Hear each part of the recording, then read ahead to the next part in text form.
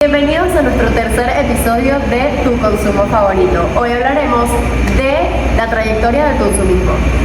Y sí, con la trayectoria debemos primero abordar como que los inicios del consumismo y dónde surgió y por qué surgió. Básicamente surgió en Estados Unidos, cosa que no me sorprende porque creo que, yo pienso en un país consumista y Estados Unidos. Es lo primero que se me ocurre, no sé si a ustedes también.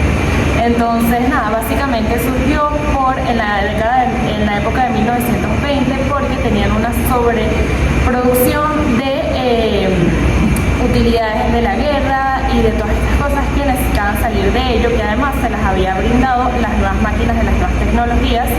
Entonces tenían muchísima sobreproducción de utensilios que la verdad es que no iban a hacer más nada con ellos porque, en ese momento se creía que ya todo se había solucionado y ahora qué hacemos con todo esto.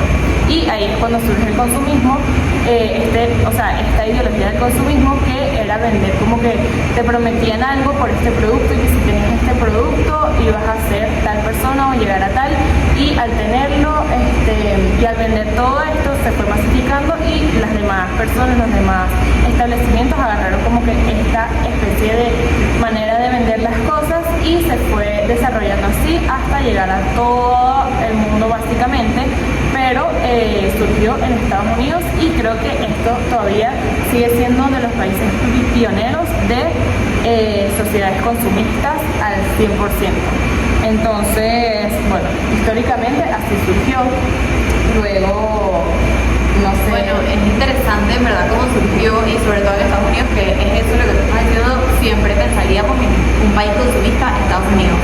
Al final, obviamente otros países han adoptado esta cultura, por así decirlo, pero sí, ciertamente la base fue eso. Y con el tiempo también salió el tiempo puntillista, que lo dividen en varios fragmentos, y uno de ellos, es la fragmentación, que básicamente dice que el tiempo se divide en una multitud de instantes eternos sin una conexión clara entre ellos. Como que al final, dividimos el tiempo en varias épocas, pero no sabemos realmente cuál es la división que hay entre ese espacio.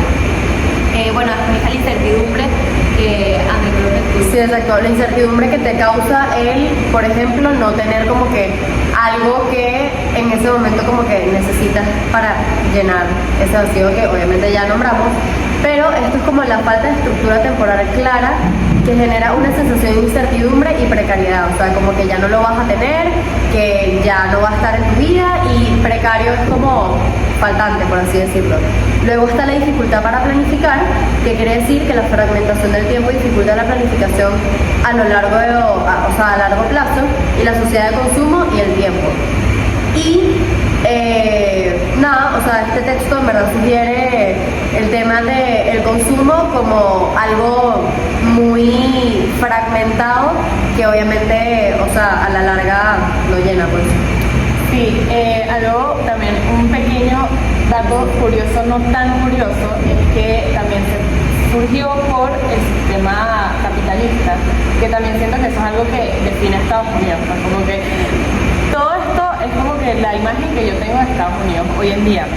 Y leí algo que me parece muy interesante que dice, en el sistema capitalista no tiene sentido producir si no se consume lo producido. Entonces básicamente este es como que el ideal del capitalismo que se ha fomentado a todos los demás países y que ahora hoy en día, vemos que está demasiado...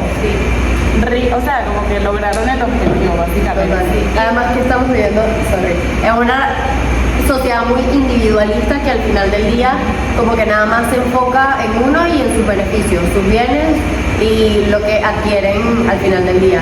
Y con todo esto. Esto también tiene que ver con lo que hablamos en el primer capítulo, no sé si se acuerdan, que era básicamente lo que estamos diciendo de la economía. La economía al final, para que exista una buena economía, una fluidez y este capitalismo, también tiene que existir el consumismo. Al final, entonces eso que nos preguntamos, que si pensaríamos, el consumismo es bueno o malo, al final no sé, porque quizás,